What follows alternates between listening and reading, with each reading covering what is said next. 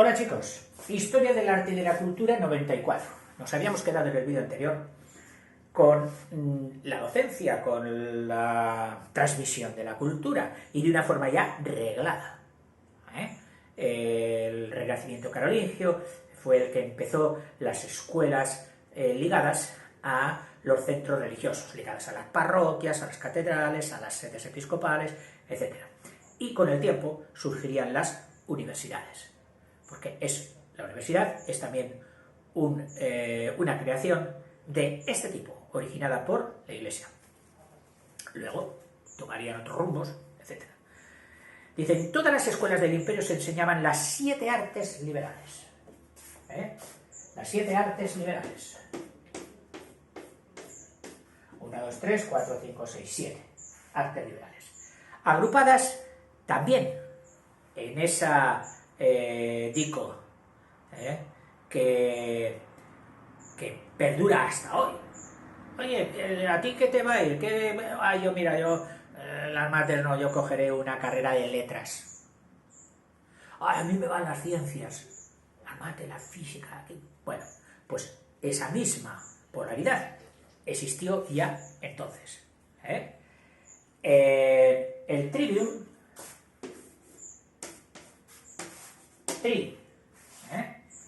trivium, estas 3, que eran gramática, retórica.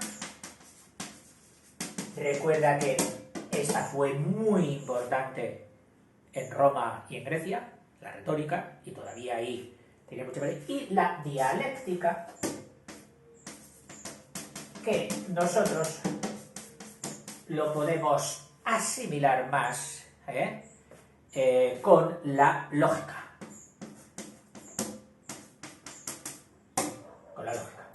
Esto sería el trivium. A ver, ¿dónde lo escribo entero? Bueno, pues aquí. Trivium. Y por otra parte, el quadrivium, acabado en N, como buenos latinos.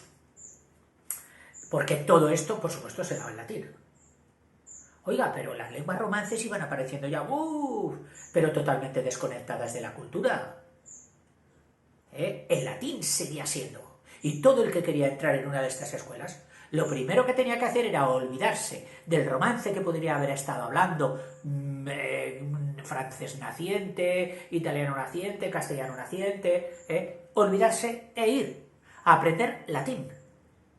Mira, por donde que, como el clero ya tenía un nivel cultural un poquito más elevado, podía ser el maestro de latín para todos aquellos niños que quisieran luego ir a estudiar a la escuela tal o a la universidad cual y aprender el latín en su pueblo, con el cura párroco ahí al ladito, claro, previo pago por sus padres, que habían decidido que su hijo estudiase, pero antes tenía que aprender el latín.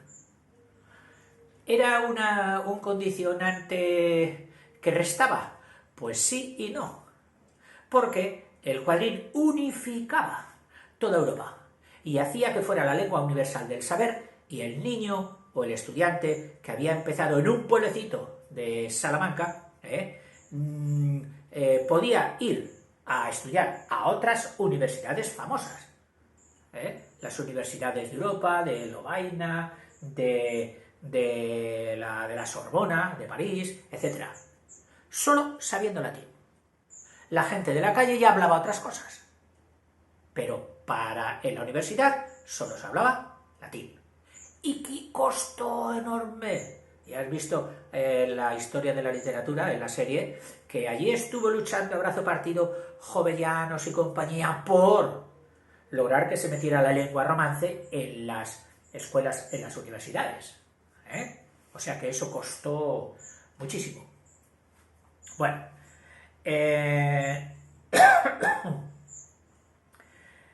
que comprendía en las 4, aritmética,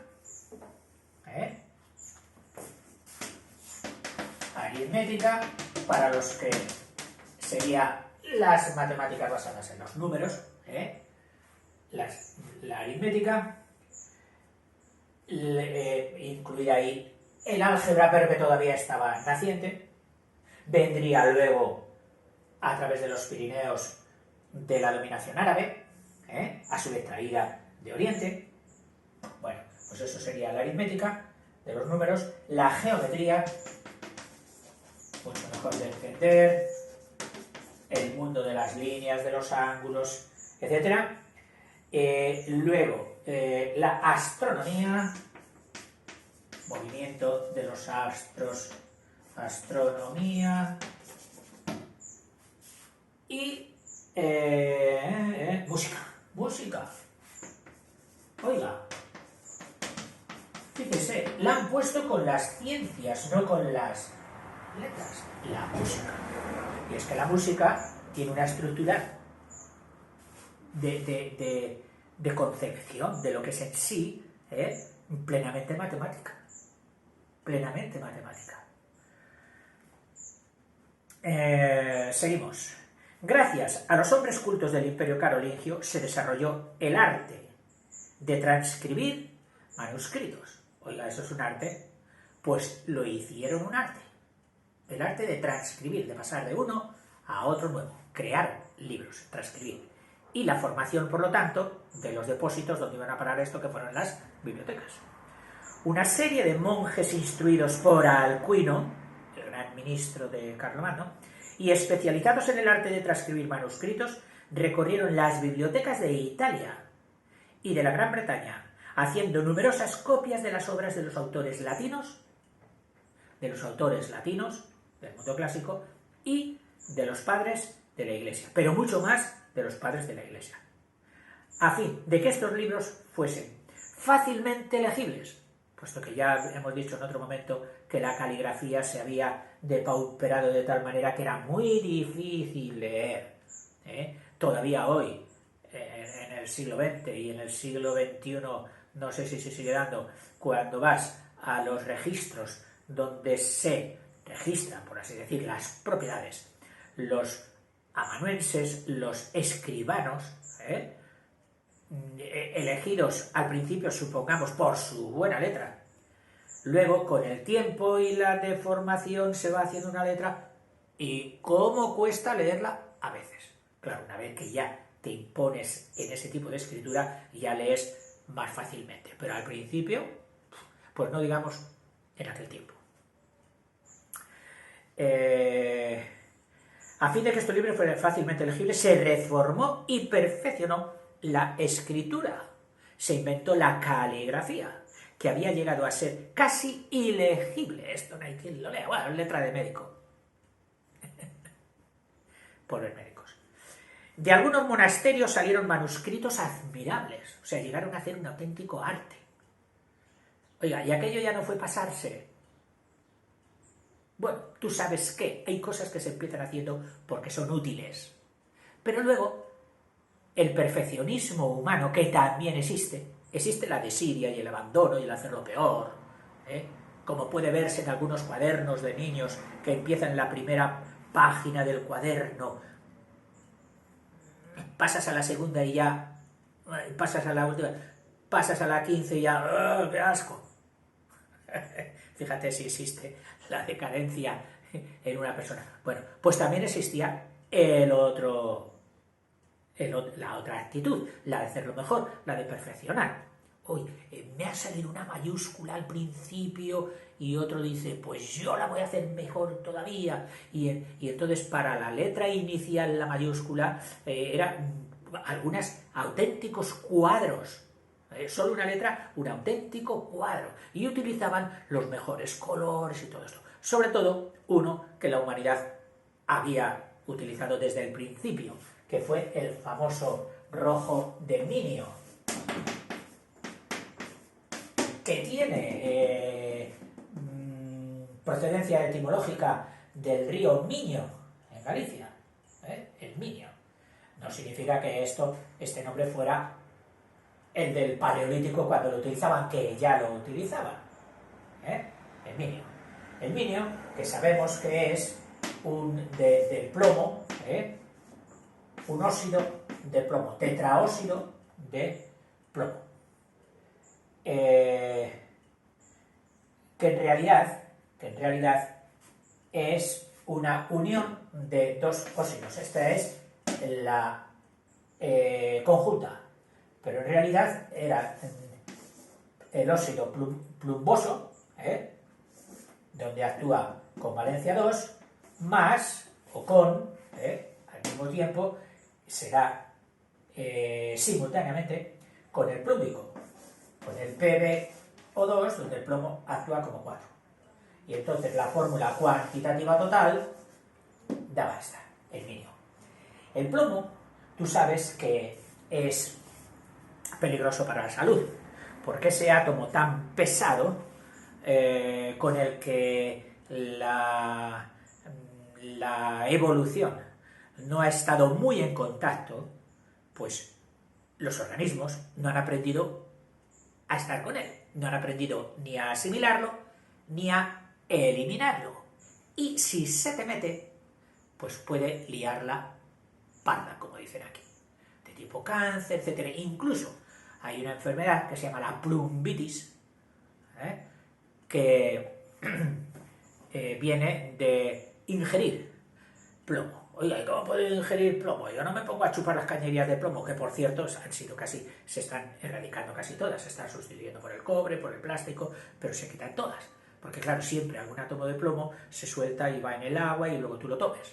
Bueno, pues había incluso el plomo que se utilizaba como catalizador en las gasolinas antiguas, que fíjate que últimamente las gasolineras dicen sin plomo. Bueno, no últimamente, ya hace bastante tiempo, porque las anteriores metían plomo para activar más la reacción de combustión, y que se consumiese más gasolina. No toda, que no se llega a consumir, pero más gasolina, porque sin ese plomo haciendo de catalizador, solo combustionaba, solo ardía una fracción de gasolina y se desaprovechaba mucha, que se iba por el tubo de escape. Pero claro, ese plomo, cuando se le metió, sí, aprovechaba más la gasolina, los coches tenían mejor rendimiento, pero ese plomo iba por el tubo de escape, por el aire. Pasaba la carretera por un campo de lechugas, por un sitio, y ese plomo, con el polvo en general, caía. Ese plomo se metía, digamos, encima de la hoja de lechuga y a veces entre ella, entre sus estructuras. Y lo llevabas tú y lo comías. Bueno, pues de ahí han venido enfermedades llamadas de plumbosis. Acuerdo que leí un artículo que dice síntomas de la plumbosis, y uno de ellos era que dice ir así con la mano caída, y de vez en cuando me encuentro ya así con la mano digo, que no tengo plumbosis. Bueno, incluso los romanos, por lo visto, a sus soldados, a sus legionarios, les dotaban de una escudilla, es decir, una especie de plato donde echarles de comer, que era de su uso personal y la llevaban con ellos. Lo mismo que los estudiantes, en la Edad Media, los estudiantes llevaban, aparte de su escudilla, llevaban la cuchara, y la cuchara que a veces la llevaban aquí puesta en el gorro. Por eso el gorro de estudiante sigue llevando ahí la cuchara. ¿Para qué? Para tenerla preparada en cualquier sitio que se terciase, que te dan de comer. Oye, no te vas a quedar sin comer por no llevar cuchara. No, la cuchara llévala. Algo así como hoy hacemos con el cepillo de dientes, que vayas donde vayas, llévate el cepillo de dientes. Pues en aquel tiempo llévate la cuchara.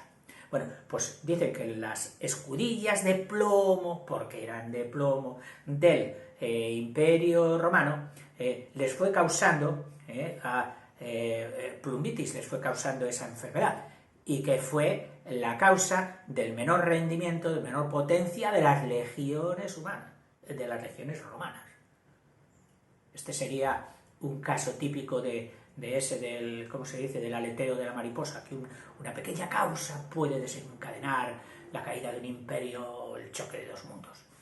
Bueno, te lo digo así, y yo lo leí así, pero si me preguntas, profe, ¿usted daría la vida por él?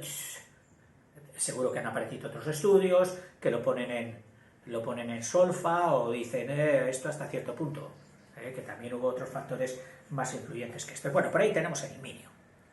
Y de ahí, del minio, de utilizar el minio, vino la palabra miniatura. Miniatura. Que nosotros la hemos metido en el campo semántico de lo pequeño, de lo pequeño, cuando en realidad miniatura era del campo semántico del color, de una característica. Lo hemos asociado a lo pequeño, las miniaturas. O pinturas polícromas, es decir, de varios cromos, colores. Pinturas polícromas con letras de plata y oro sobre fondo rojo.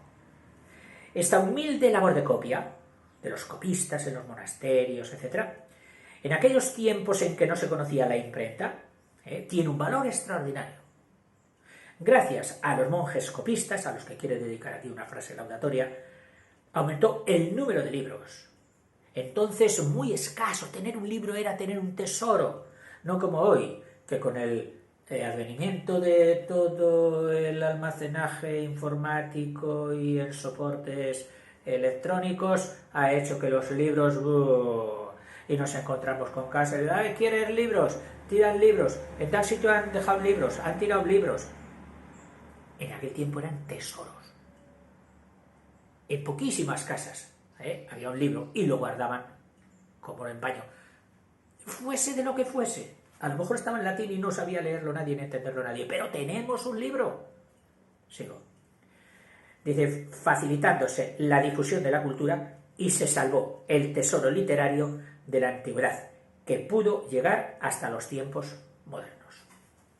Bueno, hasta aquí este tema, y luego vamos a pasar ya al arte arquitectónico y pintura, escultura tal del Renacimiento carolingio. Hasta ahora, chicos.